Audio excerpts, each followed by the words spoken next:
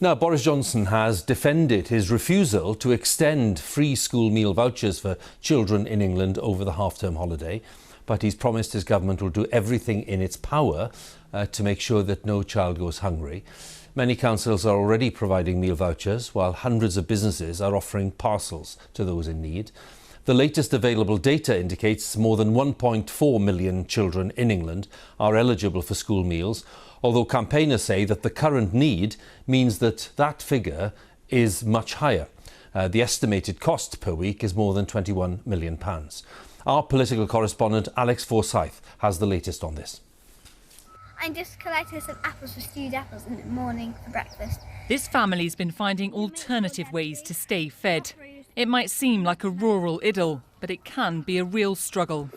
These are the ducks that we hatched. Their mum can't find work in the pandemic. She relies on universal credit and says free school meals are a lifeline that she's missing this half term. It's embarrassing to not be able to do the most basic of human things and provide for your children, and then to have to go and ask for that help and have that help debated, have that help discussed, and have my decisions and my choices as a mother discussed. If it can happen to me, it can happen to anybody.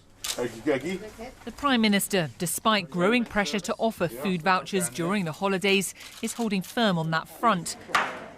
But in Berkshire today, promoting better hospital food, he didn't rule out more support. The way to deal with it, we think, is by increasing the funds available for universal credit. We put up by about £1,000 a year, but also to put more into local councils. We don't want to see children going hungry this winter, this Christmas, certainly not as a result of any inattention by this government, and you're not going to see that.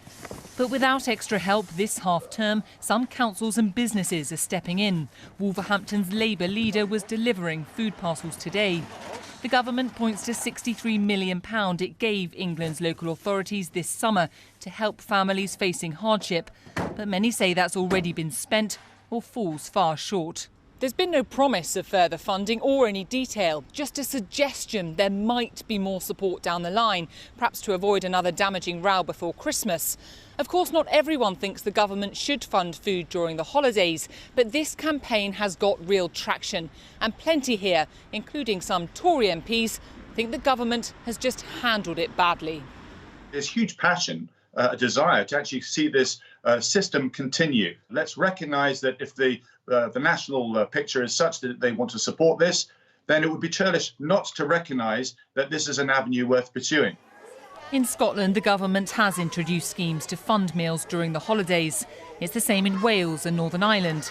In England, the campaigning continues, with Coldplay the latest to weigh in. And with Marcus Rashford, the Premier League player who kick-started this issue, determined to keep it prominent, the political pressure doesn't seem to be easing. Alex Forsyth, BBC News.